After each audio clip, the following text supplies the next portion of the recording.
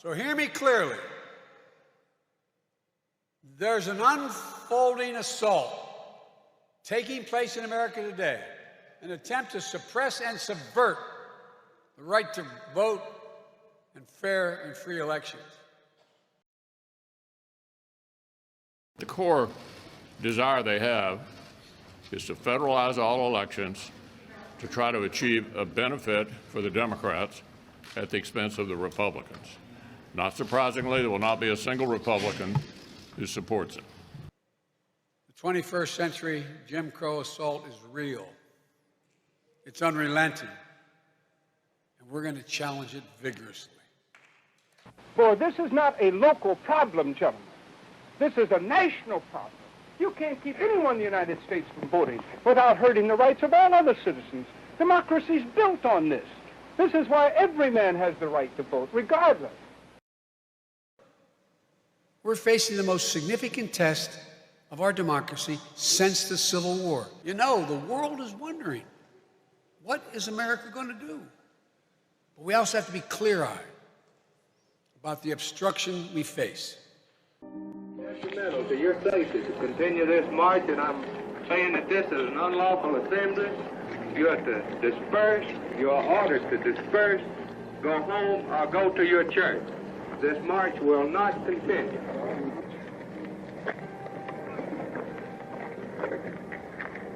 Is that clear to you?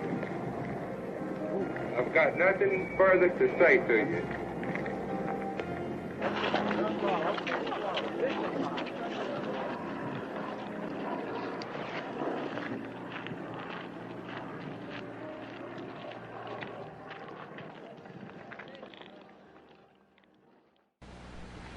I recognize that from outside this chamber is the outraged conscience of a nation, the grave concern of many nations, and the harsh judgment of history on our acts. But even if we pass this bill, the battle will not be over. What happened in Selma is part of a far larger movement which reaches into every section and state of America. It is the effort of American Negroes to secure for themselves the full blessings of American life. Their cause must be our cause too, because it's not just Negroes, but really it's all of us who must overcome the crippling legacy of bigotry and injustice. And we shall overcome.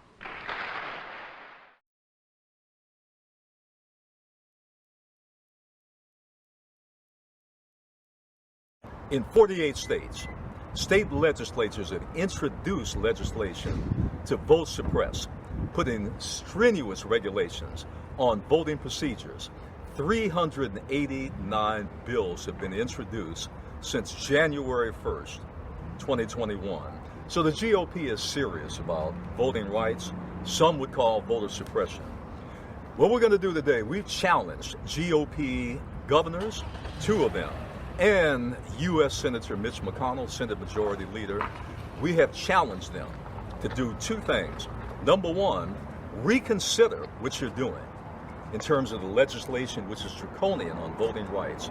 And the second thing is we need a fair and just system, a uniform system.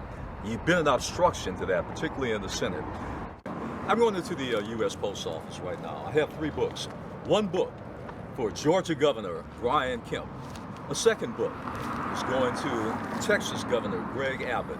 A 3rd book is going to U.S. Senator Mitch McConnell, Senate Minority Leader. They have been some of the biggest obstructionists in terms of voting protections and voting rights. In Georgia, Governor Kemp and the GOP-controlled state legislature have introduced restrictive, to say the least, voting procedures, voting rights, dealing with a lot of different things. Some call it even voter suppression.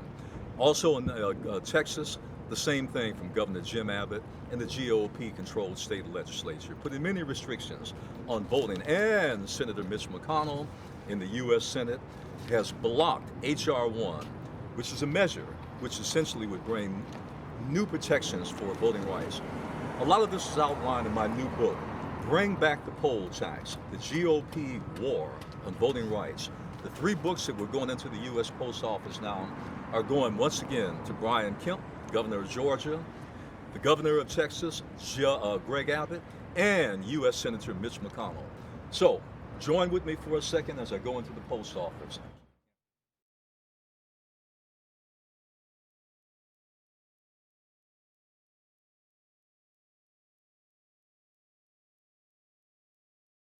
Three books have just been mailed. One to U.S. Senator Mitch McConnell.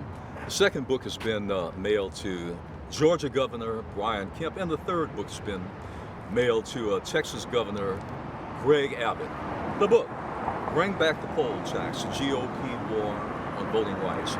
It's a major issue in America now. The great battle, who can vote, who can't vote, who should vote, and who should not be able to vote. So we have a war that's going on now. We talk a lot about that, and we walk through all of the issues that are involved in Bring Back the Poll Tax, the GOP war on voting rights. So they're key players. We talk about the great battle that's going on now over voting rights in America. Bring Back the Poll Tax, the GOP war on voting rights. All 3 governors got them along with Mitch McConnell, and we've also challenged them not only to read the book, digest the book, we've also challenged them to a debate on the issues involved in voting rights and voting protections in America.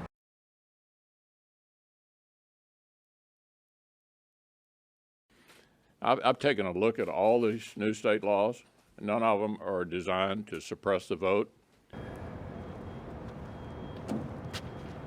Voting rights is a sacred right. It's a protected right. It's something that millions and millions of people have fought and died for in this country. And it's something we don't take lightly. It's something we don't take for granted. And we are deeply concerned when we see any challenges of any sort to take away any of the rights citizens have to vote. And we see much of that now that's happening in a number of state legislatures around the country, where you've got a number of restricted provisions, a number of restrictive limitations that are being put on the right to vote. It's a cherished right. In my new book, Bring Back the Poll Tax, the GOP War on Voting Rights, it sounds the alarm. It sounds a bellwether. We cannot, under any circumstances in America, allow any of our precious right to vote.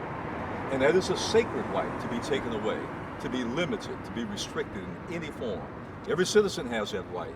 Again, too many people have fought and died for that right. It's a sacred right, and we hold it dear, and it's something that we cherish, and we're going to fight very hard to protect.